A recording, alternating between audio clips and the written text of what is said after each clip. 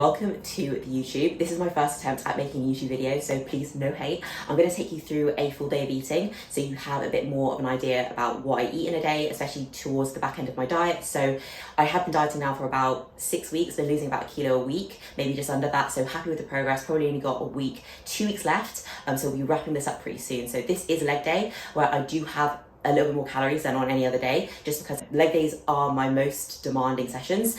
So I'm gonna need those calories a little bit more on those days. So for meal one, I have greens and egg whites. So very fun meal. As you can tell, we are on the back end of a diet. What I'm gonna do here is we have the green beans. So I'm actually gonna chop up all the green beans for the day, which is 300 grams. I'm going to cook all of that once and then obviously separate that between the meals that I'm actually going to be using them for.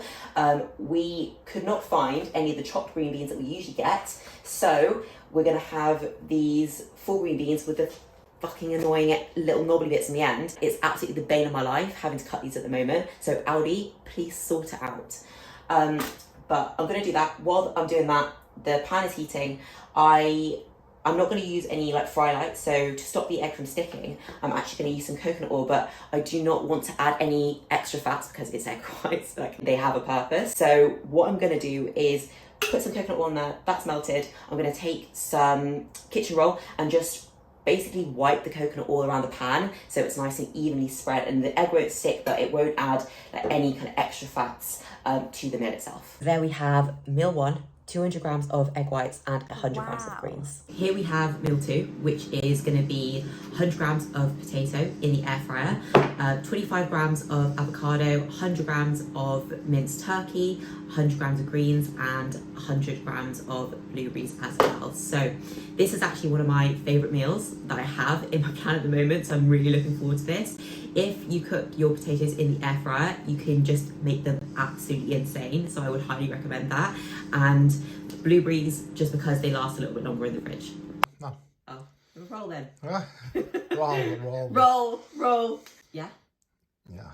Okay. So we are at meal three, which is my pre-workout meal. So for this, I have 100 grams of cream of rice, 150 grams of berries, 20 grams of dark chocolate, and 25 grams of whey isolate. Look, how fucking good is that? Get in there. Looks like a bomber. It does for this. And then I'm gonna eat this now. So this is about an hour before we train. And for intra-workout, I also have 20 grams of cyclic dextrin in this. So that's 20 grams of carbs with EAAs, creatine, glutamine, and 3 grams of salt as well. Thought I may as well take you through some bits and bobs from the session as well. So I started off with glute kickbacks, but I didn't take a video of that because that's boring. But anyway, second exercise was adductor.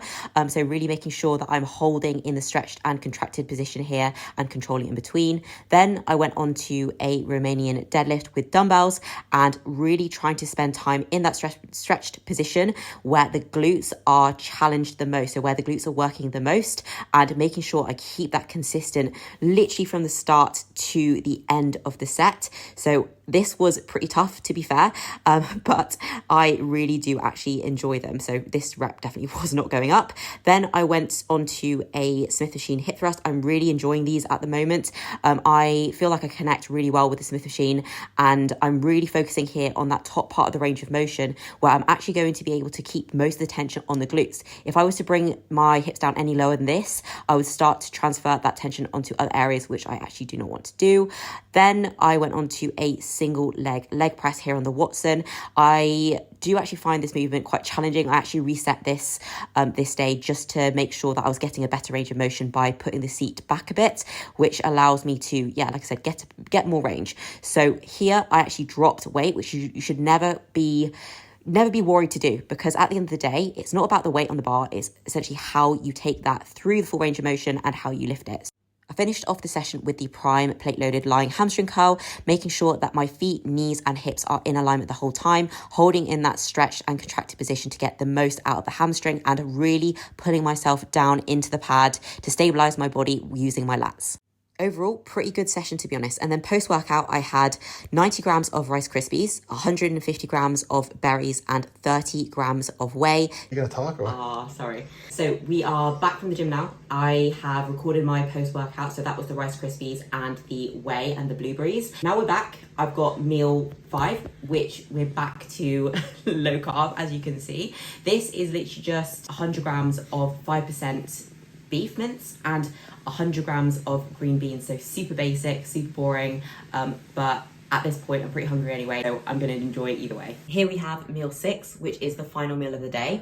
So this is literally just 50 grams of oats with 100 grams of berries and 20 grams of whey iso made into a paste. That's always how I have my whey isolate rather than drinking it. I just prefer to have it as a paste, and a lot of my clients prefer it that way as well. I have the oats in my pre-bed meal, literally just because generally I feel a lot more satisfied in the evening by having oats for my last meal, and I sleep a lot better as well for the most part, just having some carbs before bed. We can look at what's optimal, but it's also about what you actually enjoy and where your preferences are when it comes to where you put your calories and where you put your carbs. Remember that it's not a bad thing to have carbs before bed. If that's your preference and you find that it works well for you, if you find that you sleep a lot better that way as well, then by all means, just enjoy your oats before bed. That's not going to be an issue, and it's not going to affect your fat loss progress at all. I actually like to add sweetener to my oats, so I use sucralose. It agrees well with my digestion. I know some people might have some issues with that, so I always say if not sucralose, then you can use stevia,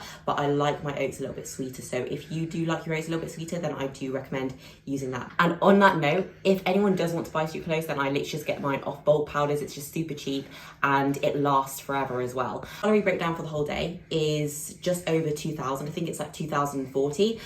So this is on a leg day, on an upper body day, and a rest day. Calories are much lower, and you can see that I have most of my calories, most of my carbs around training. That is just where I need that energy. Jim! Sorry. That is where I need the energy most to fuel my performance, which we know that during a calorie deficit, when you're trying to lose fat, performance staying nice and high in the gym is going to be so important for retaining muscle. So it definitely has a purpose, and if you don't already do that, then maybe give it a little go. So I hope that the full day of eating gives you a little bit more of an insight as to how I spread my meals out, how I put my calories through the day, and how my food choices actually look. That is my first YouTube video wrapped up, and I do intend to do a lot more of these leading into the back end of my off season and into prep. You'll be able to see how things change, how my setup changes, how my training changes, and my diet as well. And I will continue to post updates and really try and keep this up on a much more regular basis, get a little bit more comfortable in front of the camera as well. But I hope this is not a bad start, and please like, subscribe, comment, and just let me know your thoughts and if there's anything else that you would like to see.